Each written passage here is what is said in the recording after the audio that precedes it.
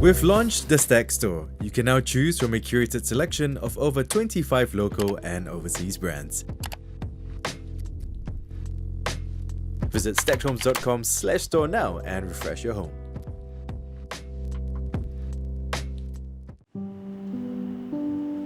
I guess another benefit of having a minimalistic house is that we don't have clutter everywhere, so it's really easy to clean and maintain the house. My name is Qin Hui. My name is Janice. And we are both public servants. We moved in 6 months ago, and our house is a 5-room flat along Upper Boon Keng Road. This house used to look like a typical 5-room HDB flat. The house was due for renovation because the owner moved in 16 years ago. This is actually our first and final home that we viewed. We fell in love with the house based on 3 things. One is the location, being very close to Kallang MRT. 2 is the view. From the kitchen, we can really have a full city view. And 3 is the very spacious living room that we have.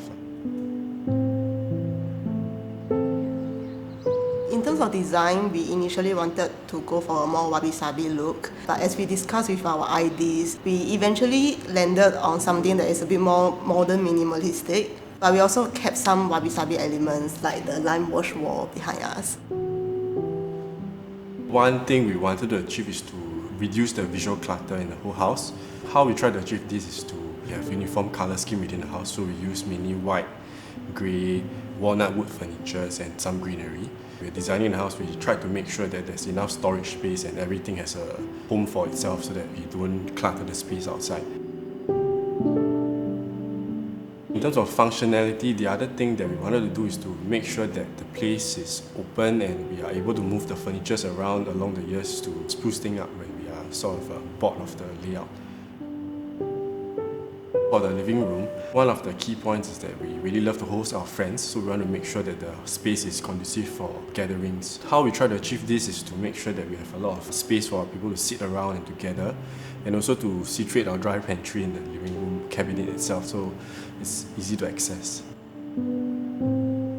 One point we wanted to take note is to make sure that things flow seamlessly from one space to another. So for the cabinetry, which is right beside the hallway, we decided to go with a curved concept so that it doesn't look so jarring when we move from a space to the other. In line with the minimalist theme, we decided to not go for a TV in the living room because we wanted to keep the walls clean. We went for its short throw projector. We designed the console such that we can put it out to expand the screen size when we view the projector. One reason why we use micro cement is to ensure some consistency throughout the whole house. The micro cement flooring actually runs throughout the house except for the toilets. Other benefits of using micro cement is the ease of maintenance, as well as it's very warm to touch when you walk around. For our kitchen, it's not exactly big, so we had to hack down a wall to accommodate our fridge. But the good thing for us is that it's easier for us to access the fridge from the living room. Another thing is that we chose a lot of appliances with dual functions to make up for the lack of space in the kitchen. We discussed with our ID and they suggested using stainless steel for the countertop and the backsplash. One positive thing about using stainless steel is that it's very easy to maintain. For the common bedroom, we decided to not have any fixed carpentry because we want to keep the space flexible in case we have kids in the future. So what we went for is to have loose furniture. We have a day bed, a wardrobe and a gym, which allows us to use it as an exercise space as well as to host our guests when they come over. For the master bedroom, we decided to hack down a wall to combine one of the bedrooms to a master bedroom to open up a space, and we can have a combined study and sleeping area.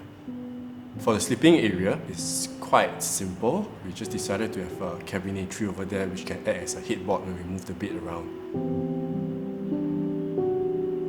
As for the study, in order to echo the design of the kitchen, we decided to use stainless steel again for the study table. Another design consideration is to reduce the clutter on the table itself, so when we design the drawers, we make sure we can have our laptops and run the cables underneath. As for the wardrobe, we chose not to go for a walk-in wardrobe concept in line with the theme to open up the space. So what we had was a half-height cabinetry which doubles up as extra tabletop space.